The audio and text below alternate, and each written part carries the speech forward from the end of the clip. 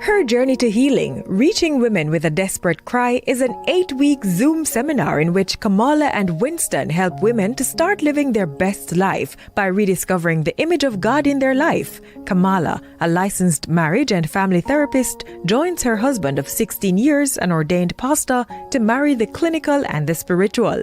You will begin living your best life filled with love, joy, and peace. Register at kwministries.net for this life-changing seminar.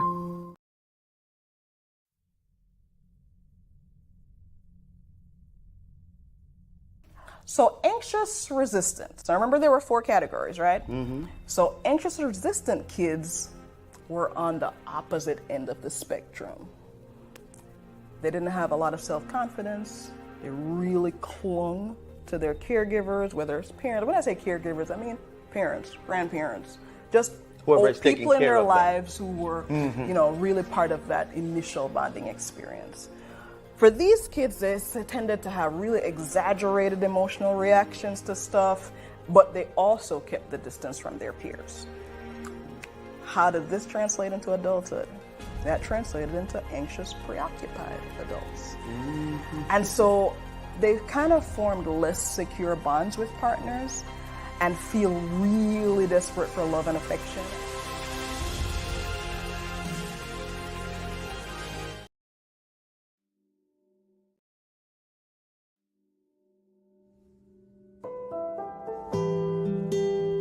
God is patient. God is kind. God is long-suffering. God never fails.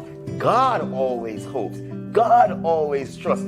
God always perseveres. God doesn't envy. God doesn't boast. God doesn't seek his own, but is always seeking what's best for you. God rejoices in the truth. That's right. God doesn't define love. God demonstrates love.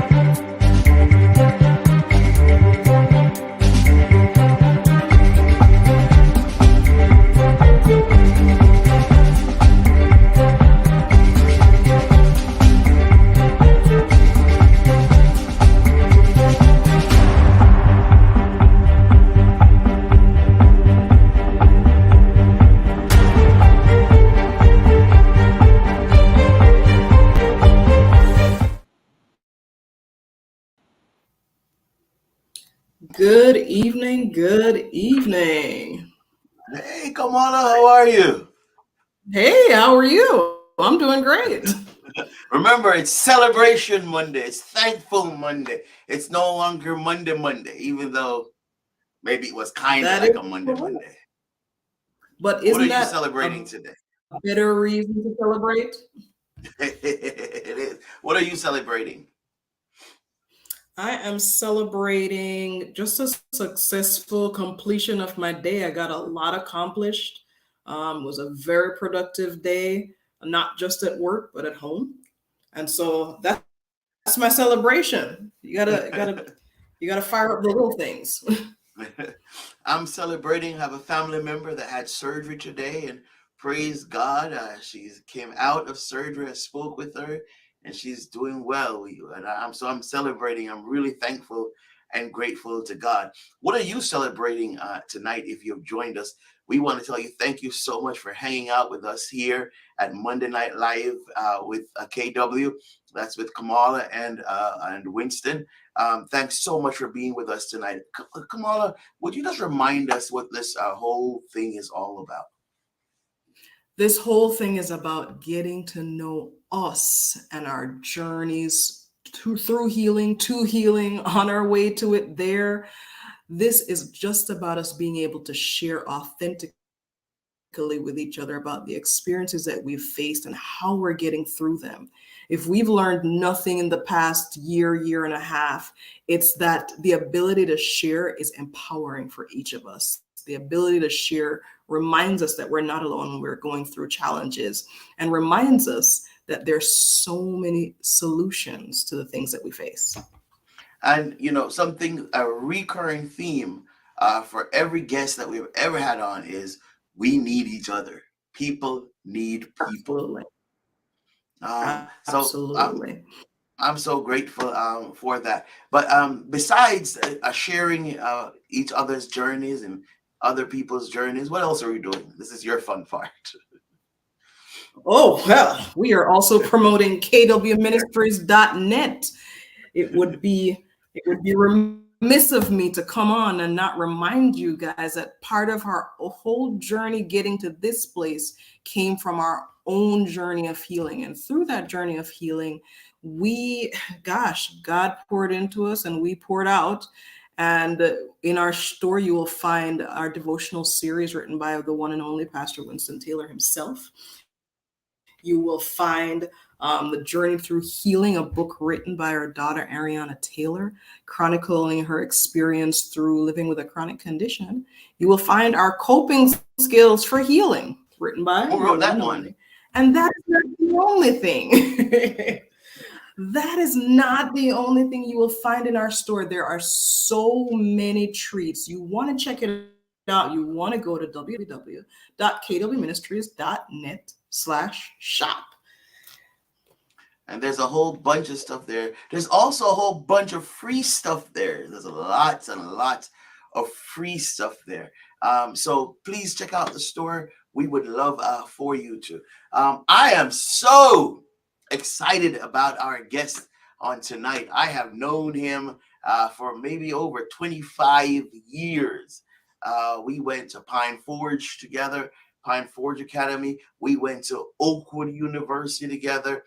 And for as long as I have known our guest, one of my favorite things about him is he knows how to make you laugh. He is funny. He loves people. He pastors the Brinklow Seventh-day Adventist Church in the Maryland area, one of the largest churches in the Allegheny East Conference. He is married. They have wonderful children. Dr. Washington, if you know him, you know him. His personality is larger than life. He has a great heart, just a wonderful person. The only person I know better than him is his sister, Autumn. He has a wonderful family.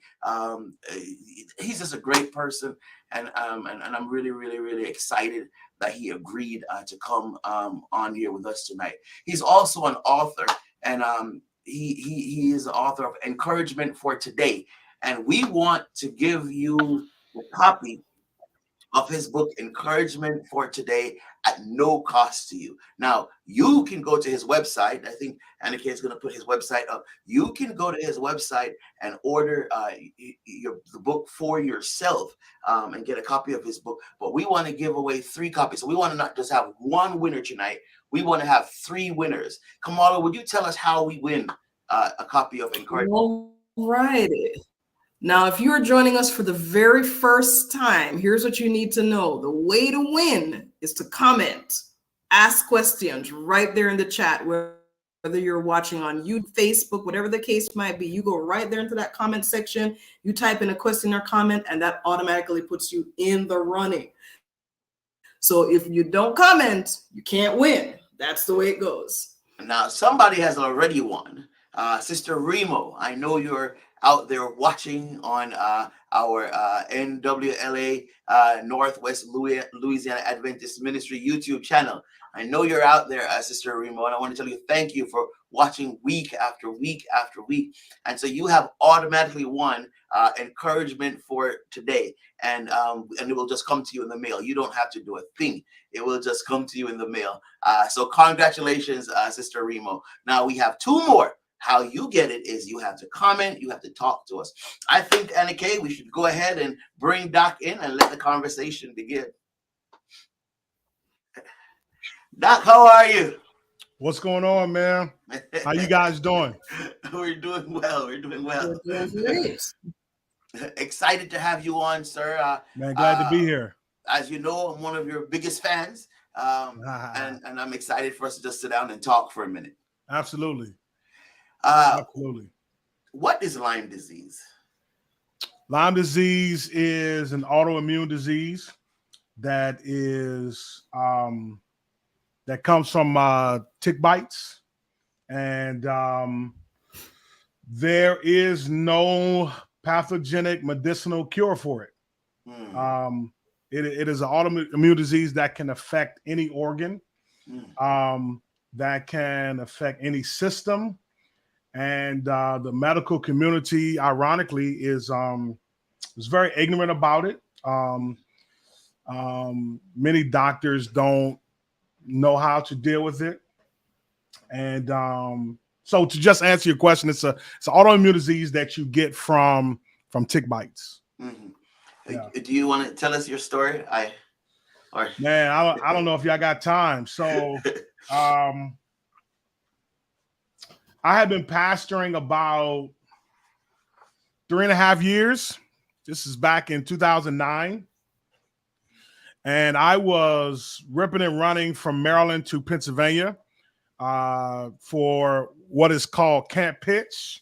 For those don't know, Camp Pitch is a word that is the definition of young pastors come and get things ready for a big 10-day camp meeting where the believers, the saints and ain'ts, they come to enjoy worship services, celebration, all that good stuff. And so I was going up weekly, coming. Hold on a second. Yeah. Can you just tell the truth, man, about what Camp Pitch is? Come on, man, tell the truth about what it is. I'm trying to keep it. I'm trying to keep it PG-13 on here. It's slavery, Doc. I want to be invited back. So it's slavery, Doc. It is a time where we're just up there, Kamali singing the songs of Zion and getting things ready for the Lord's people to come and receive a mountaintop experience, as they say. No, it's just really a time where you go prepare things to get things ready for camp meeting. And it's a lot of fun. Over about a 7-week period, I'm going up, coming back, and it can be tiring. And this was 2009. I was actually being ordained to the ministry that summer. And about a week before camp meeting started, I started getting sick. I started having what felt like flu-like symptoms. I don't know whoever's listening has had COVID. I've had COVID twice, and I'll tell you, like I tell anybody, I would take COVID over Lyme disease any day. Lyme disease will eat COVID for breakfast, lunch, and dinner. So I had some flu-like symptoms, and so I ran to Walmart, got some over-the-counter stuff, and some of the symptoms subsided. Well, I never shall forget. It was Friday, the Friday night when the first, real service starts, and I was over a service. I was in charge of the young adult services at camp meeting, and so there were reports coming that a storm was coming through in the area, and you hear about things, you think it's going to be a little shower, then it passes. Well, I went over to the tent early to kind of pray and prep my mind, for the service that was about to start. And maybe about, 45 minutes or so before service starts, it just starts raining. And I mean bad. And to make a long story short, I hear somebody yell, "Get out the tent." I grabbed, I think my Bible, or I grabbed something. I ran out the tent.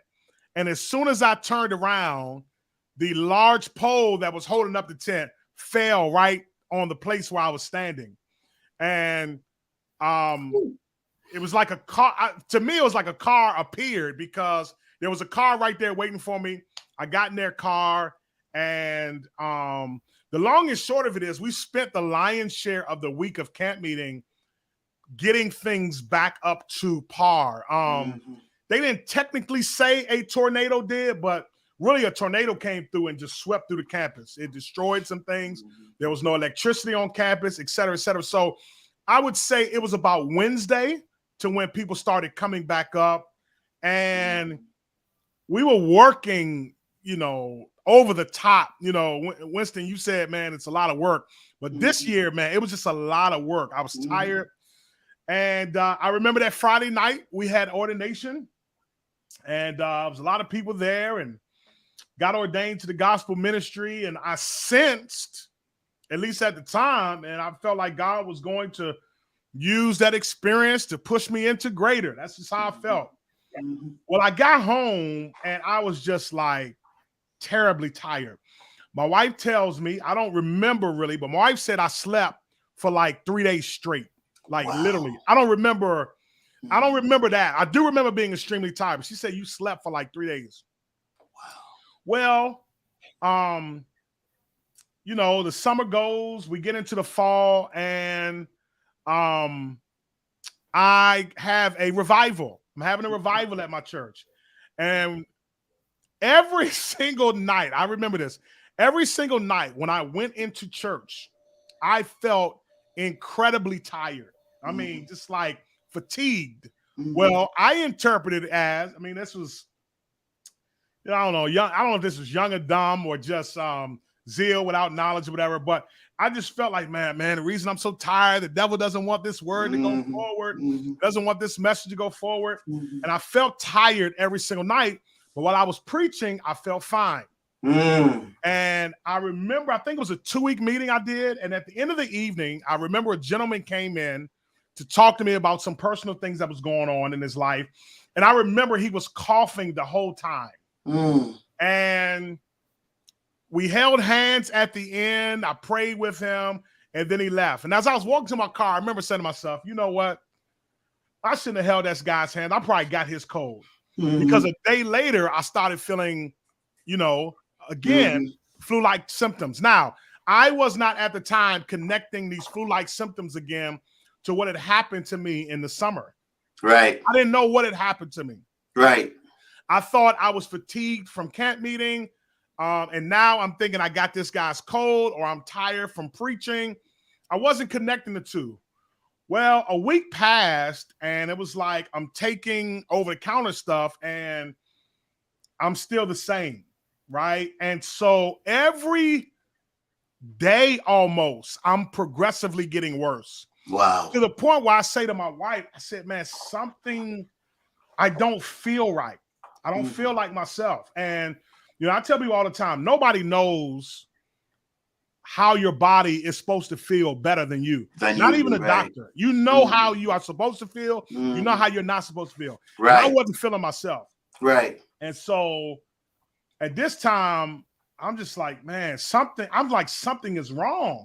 She was like, well, what's wrong? I was like, I don't know. I don't feel like myself. So I go into urgent care. Now, you have to understand, in 2009, there was an epidemic of swine flu. Mm-hmm. So my initial reaction was, I'm no good in the world. I ain't got no swine flu. So I go into urgent care, and I remember joking with the doctor saying, man, I got a touch of this swine flu, don't I? She chuckled. She's like, yeah, you probably got a little taste of it. And we laughed. And so she said, yeah, I think you got a little flu, though. Let me give you a Z-Pack. You know what a Z-Pack is? Z-Pack is those 5 pills you take. You got to take them every day. The antibiotics, you take them for 5 days. Supposed to knock everything out. Huh? Supposed to knock everything out. Supposed to knock everything out. Yeah, I took those pills for 5 days and there was no change. In fact, I got worse. Wow. And I said, man, what's going on? Well, around this time, I'm starting to, not terrible, but I'm feeling like constant pain setting in my body. Wow. That I've never felt before. It's just pain. At the same time, we lived at the time on a 3-level townhouse. First level, second level, and then our bedroom, my wife and I's bedroom was at the top. And I get to the top, and as I'm walking up there one day, I am just huffing and puffing.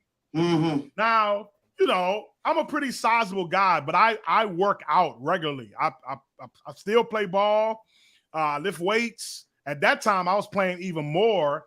And so I'm like, man, I don't get this winded after going up and down the court. I said, man, something is not right. But I'm really, to be honest with you all, at the time, I'm scared to tell my wife because I don't know what's happening to me. Well, it gets to the point where I'm just like, man, I got to go check this thing out. So I go into my doctor, and I get into my doctor, and my doctor's like, what's wrong? And I'm telling her what's going on. I'm quasi linking what happened to me in the summer, but not really. But not really. And I'm just like, man, I've been dealing with this. And the doctor's like, you're just dealing with a flu. You got to let it run its course. So my thing is, how long is a course? Like, this has been a year. It's been for at least 3 weeks now. What's a course?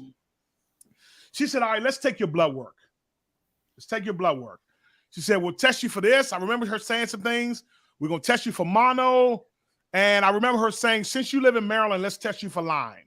Now, I had never heard of Lyme disease in my life, to be honest with you. But they running all this tests, my liver, my kidney functions, all this type of things.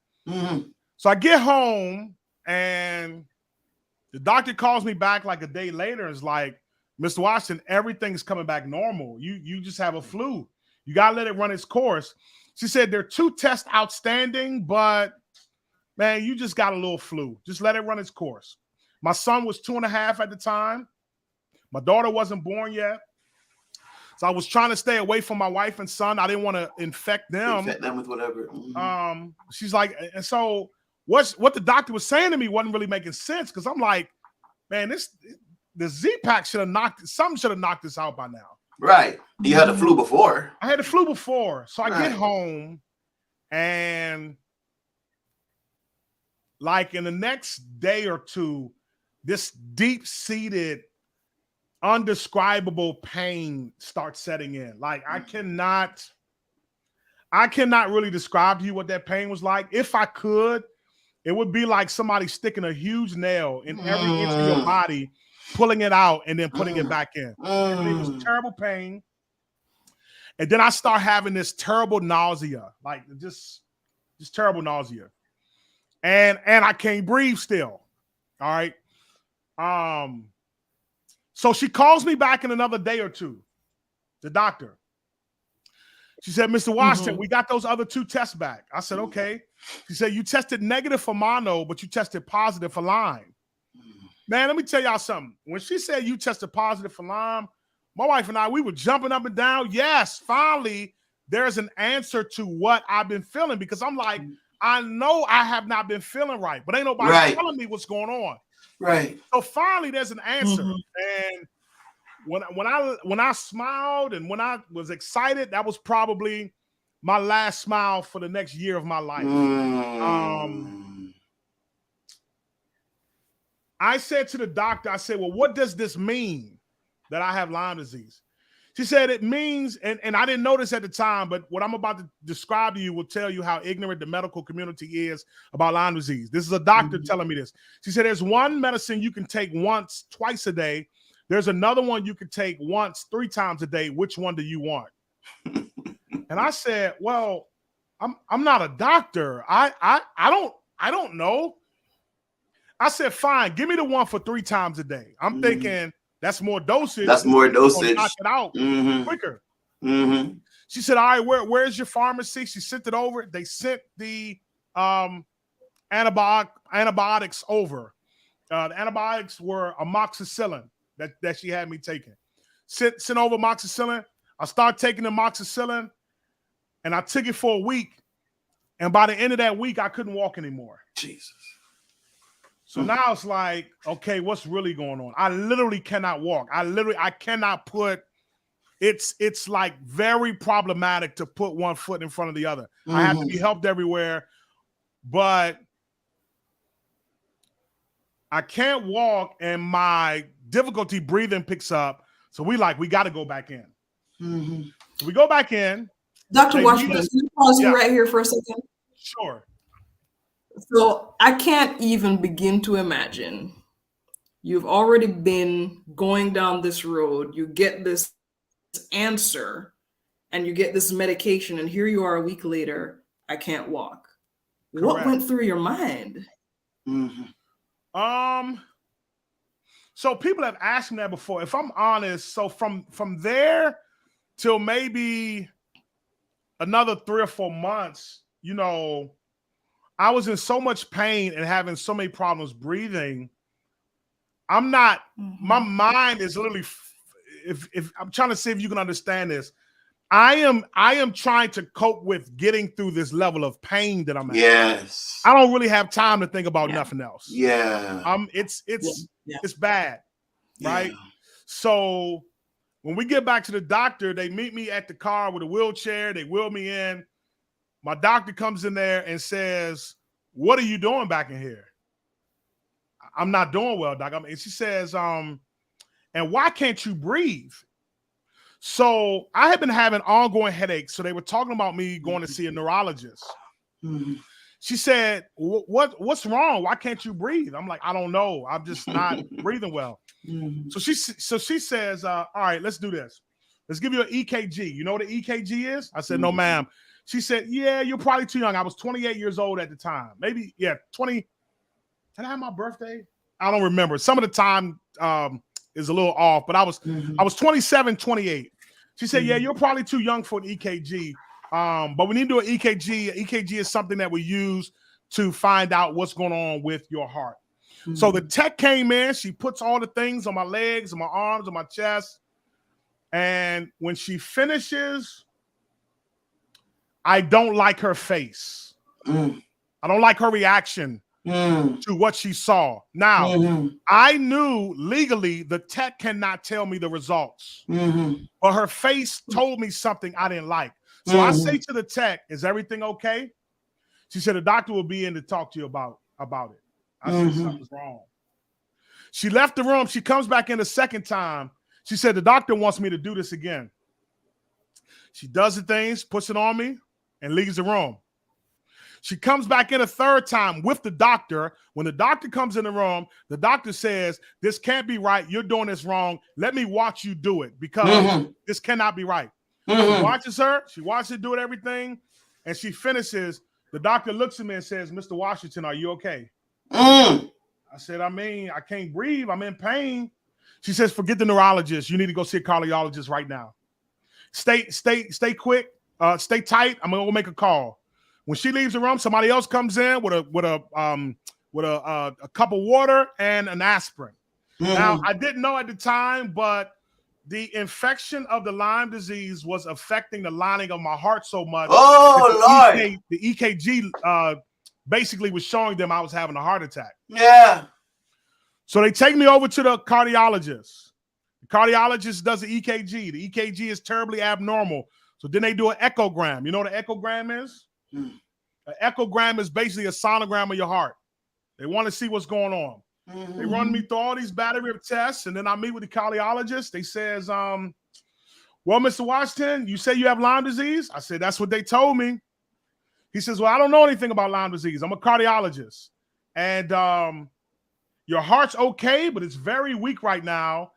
I don't know if that's because of the Lyme disease. I don't know if the irregularity of your EKG, if you were always born with that, or if this was affected by Lyme disease. I said, sir, I've never had problems with my heart. He said, well, I can't make that determination.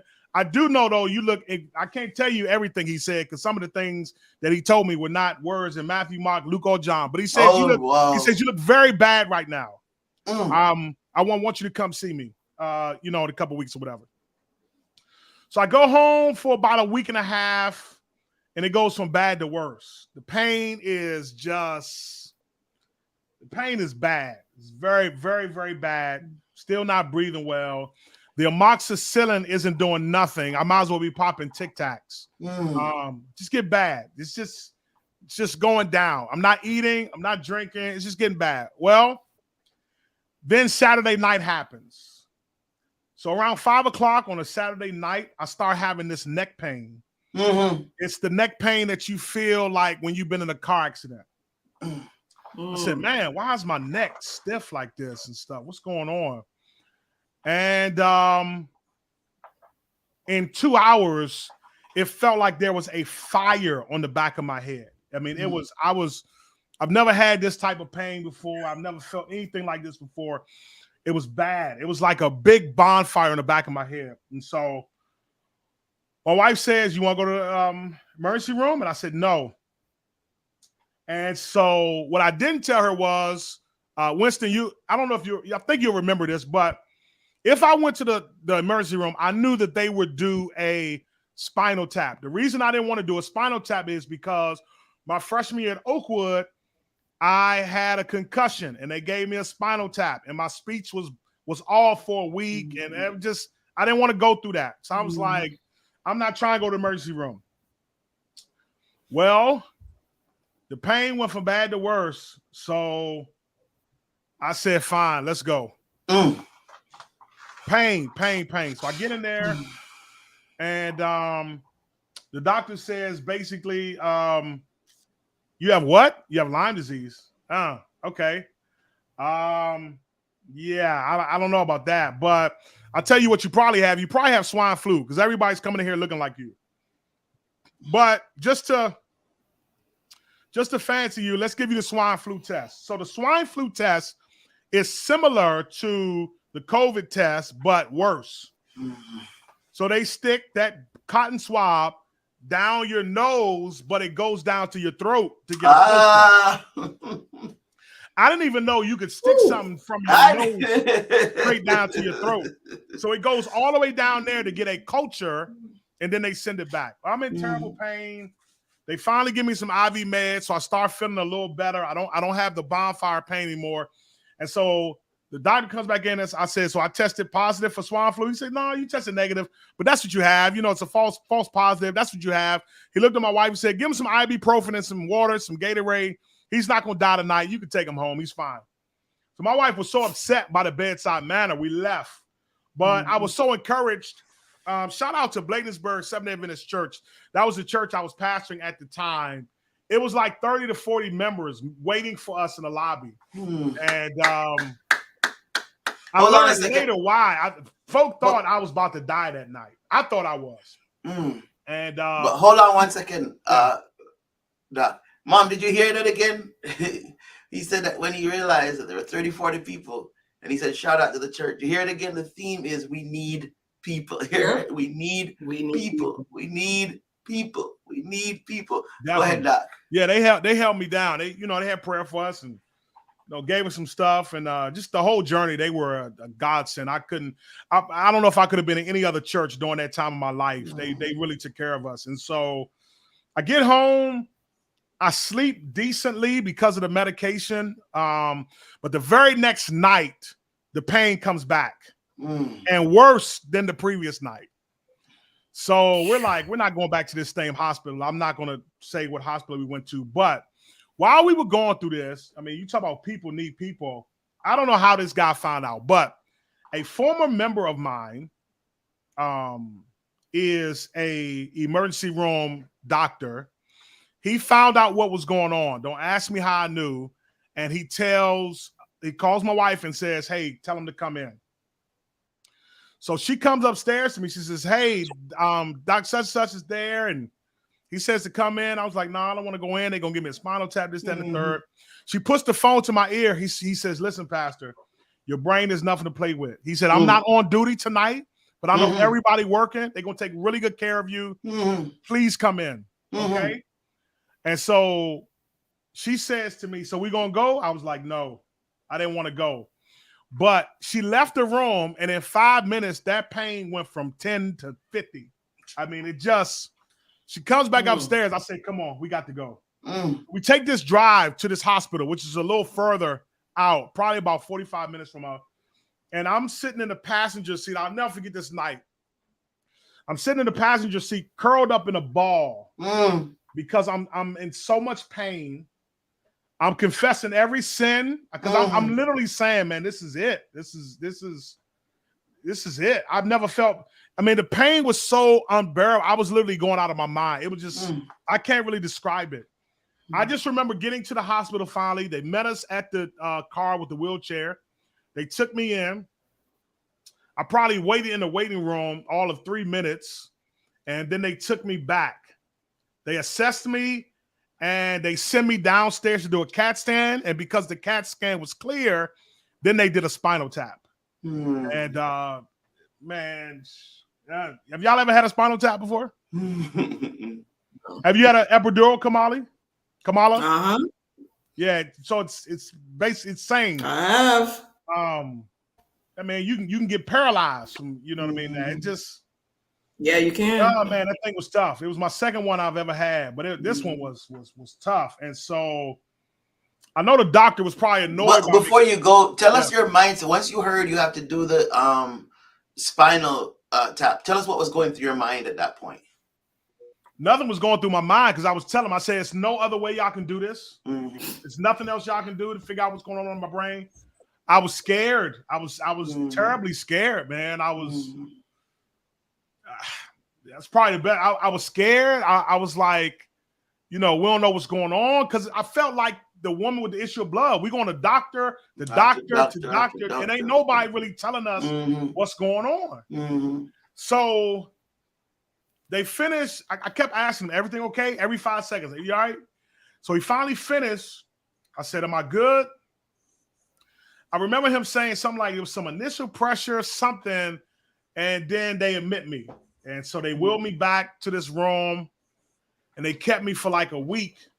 I remember I woke up one morning, and my arm was like this big. I run the doctor, and I said, man, what's going on? And they start giving me shots in my stomach every morning, and I was so nauseous during this time. I still deal with Lyme disease, so I still deal with some symptoms of nausea. That's a whole nother story. So I was so nauseous at the time, though. If I looked at the TV and there was a commercial with food on it, I would be about to throw up. It was just terrible nausea. And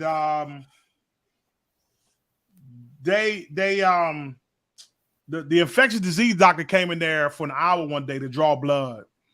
And I remember they came in there one day and was like, white lady, this white infectious disease doctor. She says, we know you're a pastor, but do you mind if we test you for AIDS? I said, ma'am, if AIDS is what I have, at least I know something, because I'm hearing 20 different things about what I have.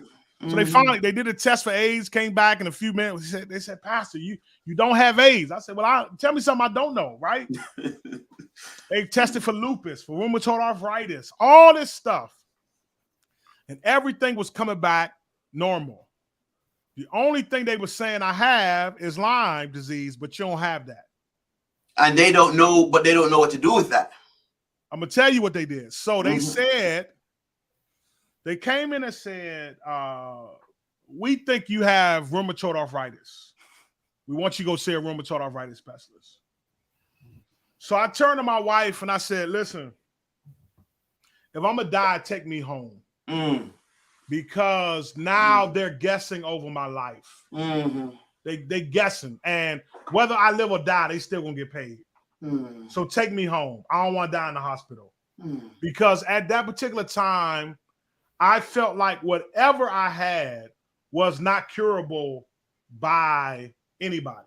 I just felt like I had something that could nobody fix. So I get home, and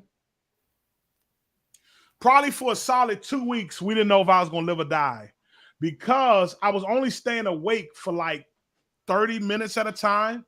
So I'd be up for like 30 minutes, then I'd be out for like 6-7 hours. I was hallucinating. I didn't know where I was. I didn't know what was going on. I mean, I would be out. Then I would come, 20 minutes, and then I'd be out. I mean, it was just terrible pain, undescribable pain. I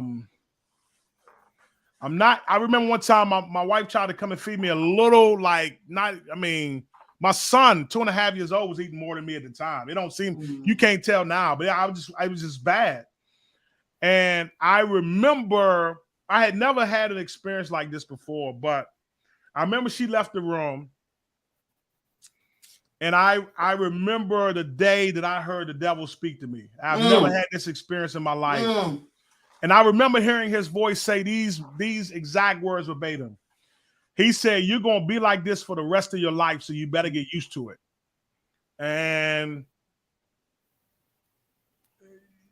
when I heard that, I said, "Nah, I can't be like this for the rest of my life." So this is what we're going to do, because I used to just lay in the bed and cry and ask God, man, just give me 5 minutes of relief from this pain. I'll take a minute. Just take this. The pain was literally I just could not do it. And so when that happened, I said to God, I said, you know what? Just take care of my wife, take care of my son, but man, I can't do this. I can't. You need to take me out, because I can't do this, man. I can't be like this for the rest of my life, right? So when I woke up the next day, I was the angriest black man in America, because I'm saying to God, I can't even walk, I can't do nothing. I don't know why, but since I've been married, I kind of pride myself. I don't know why, but I pride myself in taking out the trash. My wife has never had to take out the trash, but when I was sick, she had to take out the trash, and I just didn't like that. I'm like, man, I'm telling God, I can't even take out the trash, man. What am I doing here? I remember during that season, my wife would come up to the room. I would tell her different scriptures to read, or she would read scriptures, and both of us just be up in the room crying because we didn't know what was going to happen. We just didn't know. So I'm dealing with that. It was one thing I did know. I wasn't going to see no more doctors. I had made up that in my mind. I'm not going to see no more doctors. Hold on 1 second. Let's just take this. Electra Thomas said, "I know what pack is earlier." Good night, Brother Glenn. Elder Patterson said, "The devil is a lie. The devil is a lie. The devil is a lie." And hashtag that. And the devil is a lie. Whatever situation you may be feeling tonight, and you hear the devil whispering lies in your ears, be able to identify them. And then he said, "Praise God that you're here, Pastor." Here's the question I want to ask you. Doc, as you are going through this, what was the purpose of reading scriptures? Why was that important? Because I needed something positive in my mind. I needed to hear something. I'm struggling in the bed, and I remember turning over one time, and I see a text from somebody saying, "So how long the doctor's giving you?" I mean, I needed to hear something, because one of the things that I learned was we are extremely miseducated on what to say to people who are dealing with any kind of struggle. Right. We don't know what to say. Come on, Doc, talk to We us. try to make up something to say, and whatever we make up to say is to make us feel better, not to the person, right? And so I just needed something. I needed something positive in my ear to just kind of cope. You know what I'm saying? I needed something. You know, if anybody's had a chronic illness, you know exactly what I'm talking about when I say after a while, ain't nothing to watch. I mean, it's just, you know, you watch the movies, you catch up on whatever. Like after a while, man, it's just like, and during that time, I'm really not watching. It's just background noise because I'm out. I'm not really coherent. And so I told y'all don't got time. So I'm leaving out a lot of details, but I'm trying to hit some main points so y'all can understand what the struggle has been like. One day God graced me to be up, and my mom calls me and she says, "Son, how you doing?" And I was like, "Man, it is what it is." And she says, "Well, listen, I saw Brother Singleton at church. Brother Singleton has been a close friend of the family, and it's still blessing my family. My son's a sophomore now at Pine Forge. He's still blessing they're still blessing my family." And so Brother Singleton comes to my mom and said, "How's Noah doing?" She says, "Man, it's touch and go." And he said, "Well, what is he dealing with? Is it Lyme disease?" And she said, I think so. And he goes, "My brother is a Lyme specialist." Now, the crazy thing is, I've known this guy for as long as I can remember, and I didn't even know he had a brother. So she says to me, you know, his brother's a Lyme specialist. Do you want to see him? So I remember telling her, I said, "Well, Ma, it's nothing they can do for me now. It's over. This thing is done." She said, "Well, I gave him your number. He's gonna be calling you." He gave me a call like the next day or whatever, and it literally made, you know, I don't seem like I was in a movie or something, but it literally just seemed like I was talking to an angel. And he said, "Your mom tells me you have Lyme disease." I said, "Doc, I don't know what I have. One doctor says this, another doctor says that." So he says, "Well, tell me your story. Tell me what's been going on." So at that point, I go back to the summer and link it to the summer and bring it to the present. And within 5 minutes of me sharing my journey, he says, "Let me ask you this. Do you feel like this?" I said, "Yeah." He said, "Do you feel like that?" I said, "Yeah." "When you do this, does that happen?" I said, "Yeah." I said, "Doc, how do you know?" He said, "Because I had Lyme disease before. That's why I went into this specialty." He says, "But you need to come see me immediately before something worse happens." So I'm saying to myself at the time, what could be worse than this? You know what I mean? I'm dead, obviously. And so even though I talked to him and even though he was pleasant on the phone, I was not going to see him because I didn't trust any more doctors.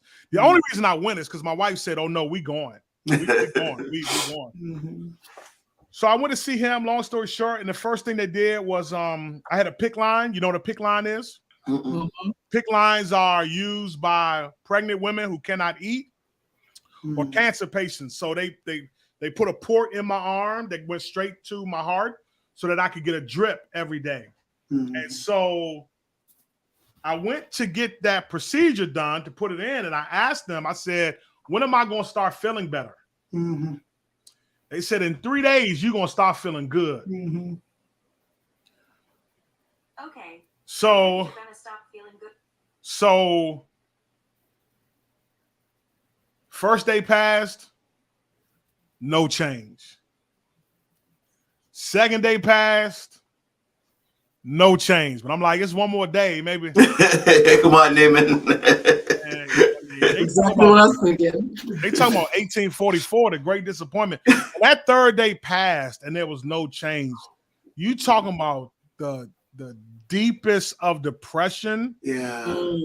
So I immediately said, "Man, this doctor lying to me too. This ain't working." Yeah. And so fast forward. So that was about 5 months. And I remember the day I finally was able to start. No. Don't fast forward. Let's go back to the deep depression. Tell us about that journey. Man, I and mean, how you climbed out of that. So that's relative because I still deal with seasons where Lyme puts me down. The last bout I had was the fall of 2020, and I was out about 8 months where I wasn't walking again, and I gotta do some things or whatever the case may be. Man, Lyme disease and there are no two cases that are the same. But for me, man, it just has a way of stripping my total self. And, I try not to allow it to get the victory over me. But man, it's difficult because it takes everything from you. Ain't nothing funny. You're in so much pain. You're wondering why the sun is even shining outside, It's tough. I try to listen to a lot of music, you know what I mean, to kind of just keep me at a good place. But after that third day came and went, man, that was just that thing right that broke me.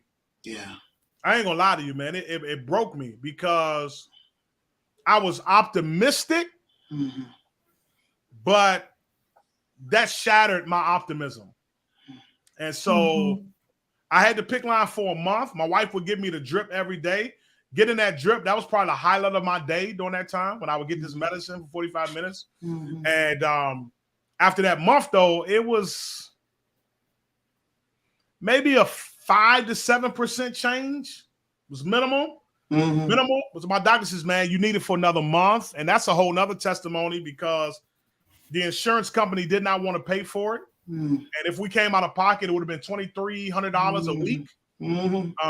That's when I found out what medical insurance really was. Medical insurance deals don't have nothing to do with what you need, has everything to do with the almighty dollar. And so it's a business. And so, man, people were praying all over the country. And long story short, they approved for another month. So I had to pick line for 2 months. And after that second month, I started feeling a little better. And I was on some really hard antibiotics, like hard on your liver and kidneys. And so first thing the doctor wanted me to do as I was getting better is to wean me off of some of that. But as I got weaned off, I started going backwards. And I went to a wellness center for about 20 days to detox, to help my body out more. Did it help? I don't know. Maybe different scenery. So it was like I would improve, then get back. Long story short, I went back to church in like May. And, maybe it was too soon because for the next 6 months, this was my life. I would preach on Sabbath, and then I'd be in the bed till Wednesday. And then I would gear myself up to do it all over again. And I was frustrated with God because it's like, man, I'm doing all this for your people. You ain't doing nothing for me. And so I would get a little better, get a little worse. That was 2009. In 2011, I was back in the hospital, and then 2013, I was back in. So I've been hospitalized like 4 or 5 times because of this. It has been an incredible challenge because I tell my wife all the time, I do live sometimes with guilt because there are moments where I just cannot be present for my wife and kids because this thing just knocks me down. And my prayer to God is that they would that He would restore to them the time and the energy that I'm not able to. But it has been I don't know if I can say this on StreamYard. It has been a hell of a journey. I wouldn't wish this on nobody. And you always hit it. I mean, God gives His strongest battles to His biggest. All that sounds cute. It's cute. It's nice. It makes for a nice Hallmark card, but when you in it, Yeah.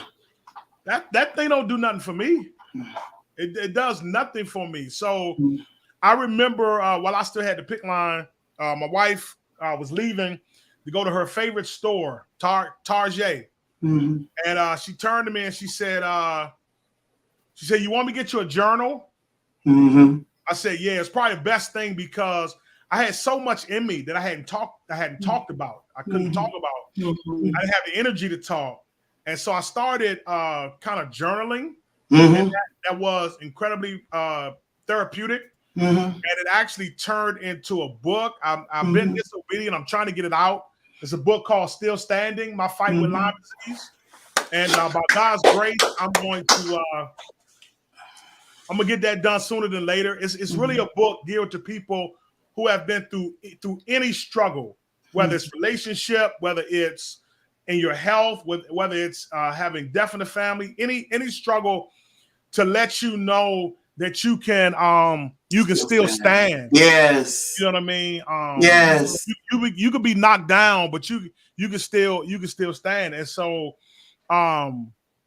it has opened a window to me, at least, about God and people. Mm-hmm. It has opened a window to me about God because, you know, there's a text that we've heard for years, that I believe for years, that I don't think the text is saying it. You know, God will never put more on us than we can bear. Pastor, I don't know if that text is saying that. Number one. Number two, you don't know your level of, I'm about to make up a word. Come on. Bearability. Come on, Noah, do it right. You don't know your level of bearability. Yeah. Right? Yeah. And so I think, you know, Jesus teaches us something. Hold on a second. Okay. Hashtag, you don't know your level of bearability. Yeah, I think I made up a word. I want this piece right here to cut. Well, I'm messing it up.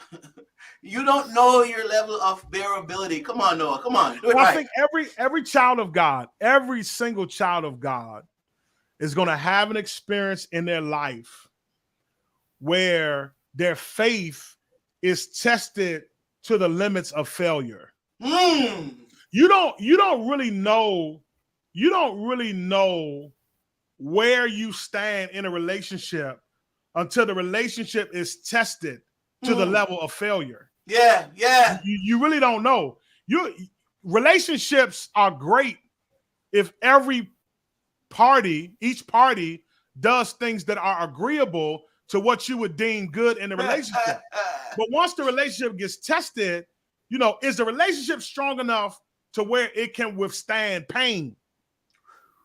Right? And so, you know, for me, I remember maybe the third time I got hospitalized, I came home and man, I was tired. I was tired of it all. I was tired of the back and forth. I was saying to God, I mean, dude, I see, the problem is I thought that when I went through that first season, which was probably, in one regard, it was one of the, all of them was bad. So when I went through that first season, I said, okay, I got the t-shirt. I might be dating myself. I got the bumper sticker. I got the pen. I got the button. I got everything I needed to learn. And yet I'm still dealing with this. I thought once it was over. But now this is what, 13 years or whatever later, I'm still dealing with it. And so I remember one time I got hospitalized and I came home and I just couldn't take it anymore. And I remember saying this to God. I know you all that are watching, that will watch, most of y'all are a whole lot more spiritual than me. So I can just tell you what my journey is like. Yeah. I remember having a conversation with God and I said these words. I said, you know what? This has been a nice ride, but I don't think I read the fine print in this relationship. So I think it would be best if you go your way and I go mine, because I don't think this relationship is working out anymore. I remember saying that to God because I was tired of the back and forth. I was tired of, okay, I'm doing well, and then all of a sudden I'm not doing well. I'm doing well, and all of a sudden I'm in the bed for 6 months. And so I'm like, forget it then. And so, and I woke up the next morning so apologetic and thankful and etc. But hold on, Doc. Hold on. Don't rush this. Don't rush this, Doc. Don't rush this. I know we're out of time. That's fine. Don't rush this. You have that relationship with him. You can talk to him like that. Well, I was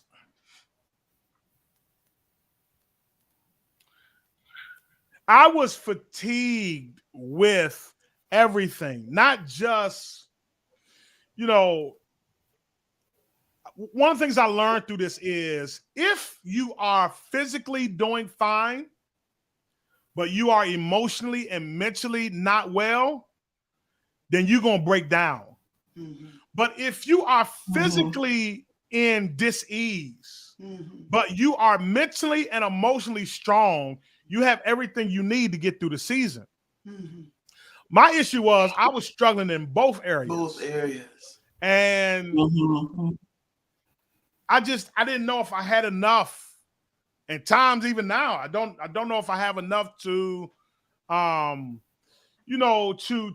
get to where I need to be. I think though, for me, there was one powerful thing that I learned when I went down the first time. And that is this. I remember laying in the bed. I never shall forget this. I remember laying in the bed looking outside. And I peeked through the window and I said, man, as bad as my journey is, there's millions of people in the world that have no idea what I'm going through and probably don't even care. I said, man, if I die today, what would I have deposited on the earth? If I died today, how would my life have mattered? And let me say this before I continue. I think a lot of people, they die with things that they were supposed to deposit on the earth. Most people die full, not empty. Most people take to the grave things that were supposed to be left on the earth. And so I started saying, man, what would I have left? And so I said this to God in that moment. I said, God, if you ever get me off this bed, if you give me a second chance at life, then I'm going to intentionally make my life more meaningful. And I didn't know it at the time because it didn't come to me at the time. I got it years later while I was driving in Columbus, Ohio, and this thing dropped in my spirit so heavy, I literally had to pull over and text it on my phone. It's not good English, but it was just the way I received it. And that is this. I want to be what God thought about me when he first thought about me. Hey! Right? That's what I want. Don't rush that, man. For my life. I want to down. be what God thought about me when he first thought about me. So when the picture of me first entered the mind of God, it had to cause him to smile when thinking about the awesome things that he created that I was supposed to fulfill. And I had to acknowledge and stand in, man, maybe I wasn't leaning into that. And so most people don't learn in peace. Most people learn in pain. And so my Lyme disease has actually, for me, catapulted me into helping people become God's original design for them. And so for me, I learned that it's probably if I had a theme for life, I learned your greatest place of pain is your place of purpose. Whatever has broken you the most is probably a window into discovery of what God really wants to do with your life. And so I've been asked so many times, well, how come I have to go to pain? How come I have to go through pain in order to see it? I say you don't have to. I'm just saying most people don't learn in peace. Most people learn in pain. But one of the reasons we go through pain is because God wants to make sure that you have street cred for what you're talking about. Hey! Hey! Because nobody wants to hear from somebody that has not been through what they're trying to talk about, right?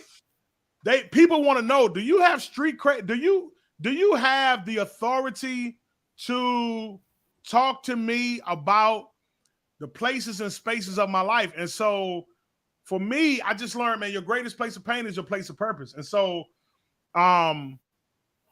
for me, I felt like God put me on the earth to help people, two things, to help people discover their purpose, but also to help people not shy away from the painful places and spaces of their life, because it's a window to discovering where you're supposed to walk and how God wants to ultimately use you.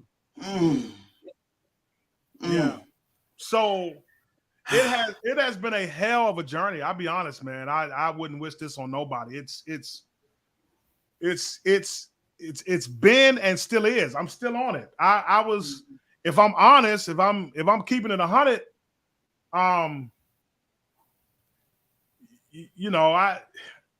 yesterday I was in bed for about 6-7 hours and couldn't do nothing. You know what I mean? It's a daily. I wake up, okay, God, what's my body gonna do today? And if I'm honest, sometimes I push myself more than I should, but I'm learning how to be grateful for life. I feel like I'm living. I feel like the last 13 years have been borrowed time, and so I try to be more intentional in what I do. Kamala, is this? I don't think this conversation is over, and I told y'all wouldn't have time. It's a very layered experience. I'm hoping that Dr. Washington, you'd be willing to come back and let's talk some more, please. Hey, let me know. Okay. Absolutely. Well, Annika, we'll continue the conversation with you.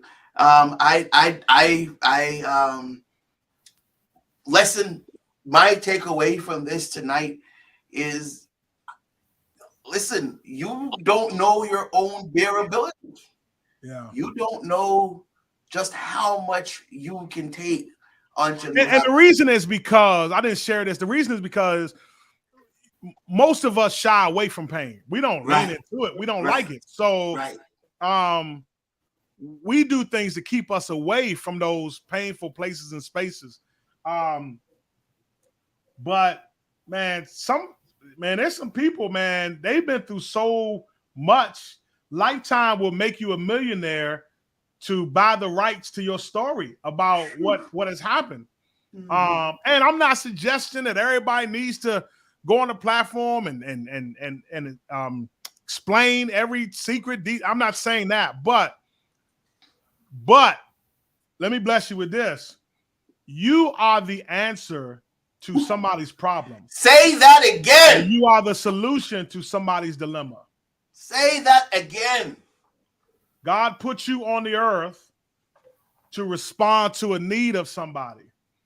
And the reason why some people go in lack is because others are not walking in their purpose. Ooh. And so people continue to walk in lack. They continue to go without, because we have not leaned into what God's calling is for our life. But you are the answer to somebody's problem. You're the solution to somebody's dilemma. Somebody is waiting for you to walk in what you were created to do. And, if I can say anything, man, you are, I love this text. For we are God's workmanship, right? So to date, the best thing God has ever created is you. You are God's workmanship. You are his greatest design. To date, you are the greatest thing God has ever put together. And I think it's an insult to the intelligence of God when we don't do what we were created to do. Annika, who's our winner? Who's our winner? Yeah, I mean, I can talk about this all night, but I know our time is getting getting to us, but you know, I would love to come back and do a part 2. We're gonna bring you back. I love a lot of things have been stuck for so long. We're gonna bring you back. Let's go on.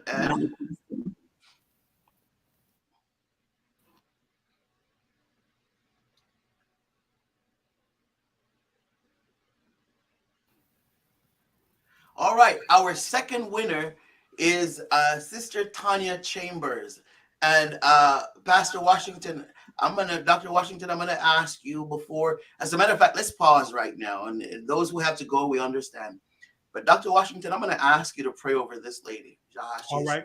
She's going through, and she said it. She said this was for her.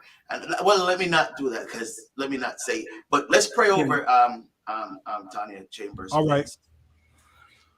God, we bless you just to be alive today, and I stand in the gap for Sister Tanya Chambers. Yes, Lord. And you said that wherever there's a need, that there will be a supply. Yes, Lord. I pray that you would shower her life with the supply of heaven, knowing that in heaven there is no lack. And so, yes, Lord. God, I pray that you would do the exceeding and abundantly in her life, and when you do it, help her to tell somebody about how great you are. Yes. So I thank you in advance for how you will meet her need in Jesus' name. Amen. Amen. Amen. And y'all don't understand the miracle that's happening here right now. Amen. Amen. All right, that was our second winner. Julie just said, you're so right about learning in pain. It is when I felt the most vulnerable. We have a third winner. Let's find out who our third winner is. And our first winner was Sister Remo. Our second winner was Sister Chambers. Let's see who our third winner is. Our third winner is Brother Glenn. Brother Glenn is our third winner. Congratulations. Congratulations. Here is what you guys have. I was going to say, just a reminder to those who have won, how you get connected is that you go to our website, www.kwministries.net/claim your prize. Fill out that form, and then we will send that your winnings to you, your gift to you. Now, listen, Dr. Washington, Doc, real quick, Doc, take 3 seconds. Tell us about the book that they're going to be receiving, and just tell us about the book for those who want to get this book. It's at www.inspiringpurposeonline.com. Or they can just hit me up directly on social media, on Instagram at noahwash.me. So I was in a season. This has actually nothing to do with with Lyme disease, but and I wish I had some merch, man. I got t-shirts too. This tee says your greatest place of pain is your place of purpose, but I'm all out of tees. But I was in a season of my life, man, to be honest, where I was just, and I ain't even trying to sound spiritual, I'm just being honest. I just started getting real hungry for God. I wanted more, and I would wake up early in the morning and read texts and just write thoughts. And so everybody, I don't care who you are, needs encouragement. And I found some texts that were incredibly encouraging to me, that I thought would be encouraging to somebody else. And so there's a reflection questions that you can write all through it. Let me just tell you one verse that I have in here. I don't even remember what I wrote about. I just know the verse in here. There's a text, and I believe it's in Zechariah, where the Lord says, well, the Bible says, man, that the Lord rejoices over us with singing. And so I said to myself, wait a minute. First of all, what in the world would the voice of God sound like singing? Singing! Right? Like, what would that be like? And then to think that God looks at you, and based on who he's looking at, he's able to compose a song to sing over our life when there's nothing about my life that will cause him to write anything about me. And yet when he looks at me, he begins to write songs about me. That would take another hour. So anyway, so that's an encouraging word. That is an encouraging word. What you've done or what you haven't done, there's somebody in heaven that's writing songs about you and singing the lyrics to that songs over you. So so this is just a 40-day book. So some social scientists say that in 30 days, you can start a habit or stop a habit. And so if you get in the habit of reading the word or just being encouraged by the promises of God, that will change your outlook on life. So that's basically where this book comes from. Thank you, sir. All right, Sister Remo, that book is coming out to you. Sister Chambers is coming out to you. And Brother Glenn is coming out to you. I would like to say thank you so very much for hanging out with us and hanging out with us over time. Cece, you said it's hard to say I understand what you're going through or what you're feeling when you have never been through it or anything similar to it. That's right. Bearability. Yeah. Bearability. Remember Is that a word? I don't know if it's a word for me tonight. Yeah, I don't know if it's a word. It's a word tonight.